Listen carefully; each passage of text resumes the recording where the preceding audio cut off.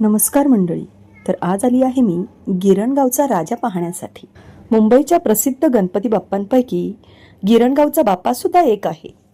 मग काय केला हट्ट, मला सुद्धा या बाप्पाचं रूप पाहायचं आहे आणि मनापासनं बाप्पाचं दर्शन घ्यायचं आहे. भाविकांची गर्दी होती पण एवढी नव्हती, त्याच्यामुळे बाप्पाचं दर्शन खूप छानरित्या घेता आलं.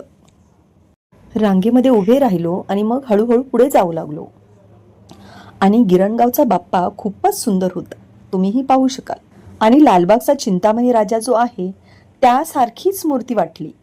बाप्पाचे हे सुंदर रुबाबदार रूप पाहून खूप छान वाटले. आणि आपल्या चतुर्भुज हातांनी भरभरून भाविकांना भक्तांना आशीर्वाद देत आहे. मी सुद्धा मनापासून दर्शन घेतले बाप्पाचे आणि बाप्पाचे ते रूप मनामध्ये डोळ्यांमध्ये साठवून ठेवले.